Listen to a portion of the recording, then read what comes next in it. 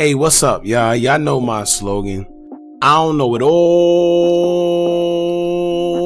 but I know what I've been through. Now, before we get into this video, please make sure you head on down to Instagram and follow us on our official Instagram page at Hookah Anonymous _. Alright, we're able to be a little more explicit, a little more uncensored, and share content freely without running the risk of having our channel terminated. So, once again, make sure you head on down to Instagram and follow us on our official Instagram page at Hookah Anonymous _.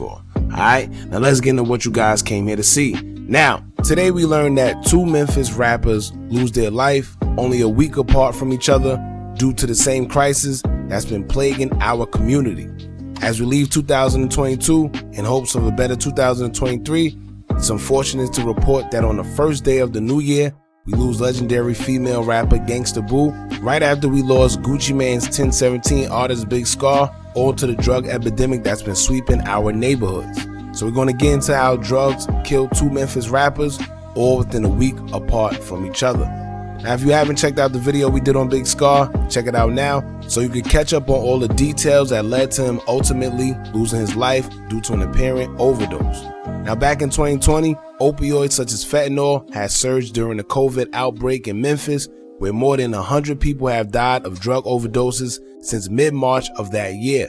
Officials say in Shelby County, more than 750 overdoses have occurred, with 120 of them resulting in deaths around the time everyone was ordered to stay inside.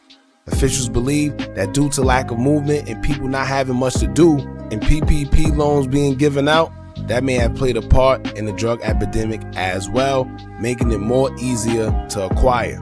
Now, by 2021, it's reported to be an estimated 42% increase from 2019 to 2020 in overdose deaths in Memphis. Meanwhile, deaths also spike across the country, 93,000 more than the previous year, making it a 29% increase from the year before.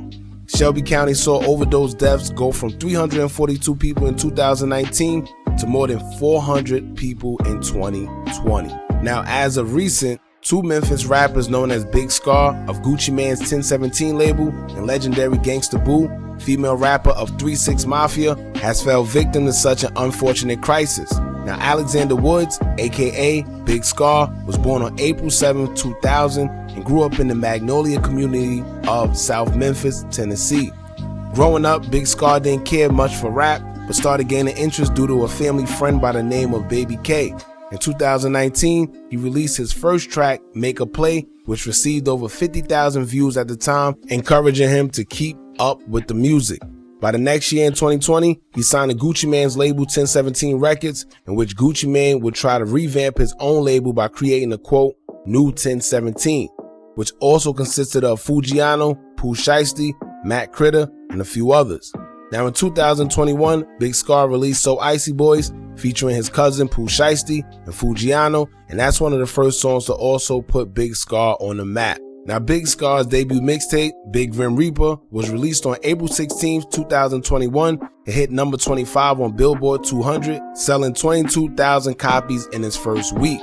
By June 2022, he was selected as part of the 2022 XXL freshman class, where he performed his freestyle in the cypher alongside rappers such as Nardo Wick, Ken the Man, and Big 30. In December, he was also scheduled to go on tour with fellow Memphis artist Key Glock on his Glaucoma tour, but all of that will come to an end December 22nd, 2022. Now, the 22-year-old rapper has been seen many times on social media, seeming to struggle with the effects of doing drugs.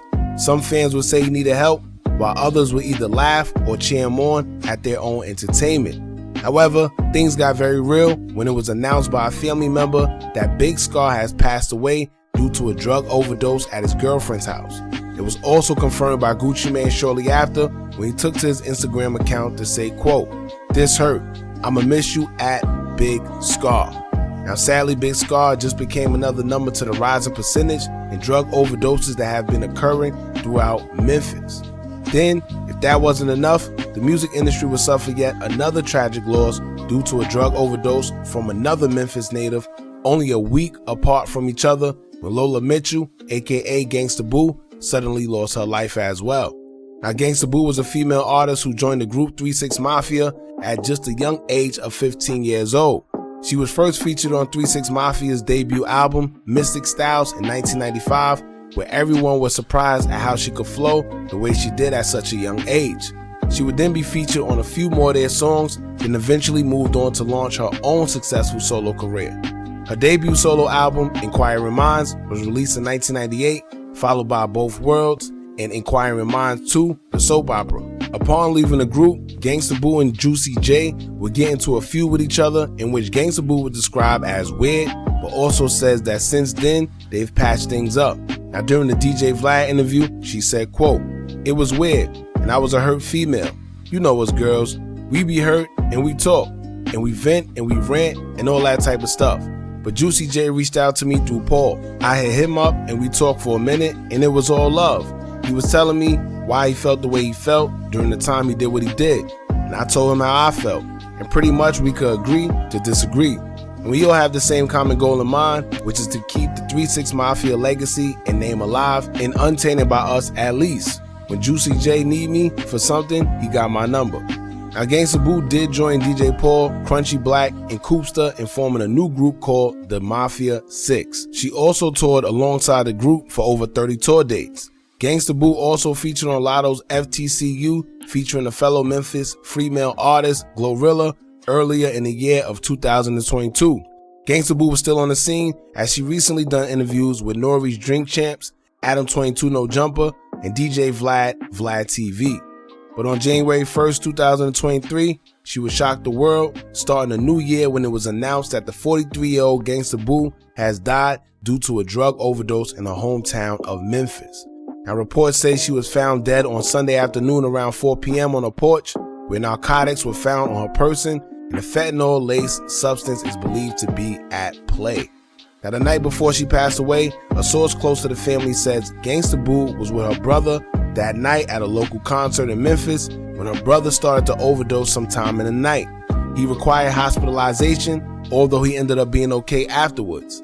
Sadly, Gangsta Boo suffered a different fate, and we aren't sure whether both of their cases of ODing stem from the same cause. Now, after her death was announced, her old group member DJ Paul took to his Instagram page to just repost a picture of her without a caption. Juicy J also took to his Instagram to post a picture in tribute to Gangsta Boo with them together, and he captioned it with a heartbreak emoji. Now, during her career, Gangsta Boo collaborated with popular artists such as Outkast, Eminem, Gucci Mane, Lil Jon, E40, T.I., and her old group members 3 6 Mafia. Now, this crisis is very serious and getting worse by the day, seeing how addictive these drugs can be without even knowing what's in them. I'm unsure at what lengths the government is going to prevent these overdoses from happening, but I do know that we need to come up with a solution quick before it gets any worse than it already is. Pretty much, what is it going to take for them to get a hold of this, and what are they going to do? As of right now, rest in peace goes out to both Memphis natives, Gangsta Boo and Big Scar. May they rest in peace, and my condolences go out to their family. Let this be a lesson to anybody that's out there doing this stuff, man, or know anybody. Try to get them some help, or you yourself get some help. These days, people are getting substances and getting them for one reason, pretty much taking them to feel good. However, after they take them, they're not making it to see the next day, and I'm pretty sure that's not the reason they're taking them. And if they knew that that would be the outcome, they wouldn't do it. So before it's too late, man, try to get some help. Try to get somebody some help, and let this be a lesson to y'all, man. As of right now, make sure y'all go in the comments. Don't forget to like, comment, share, and subscribe. Hit that bell so you're notified every time we drop new content. And remember, as long as you keep on watching, I'm going to keep on dropping. I'm out.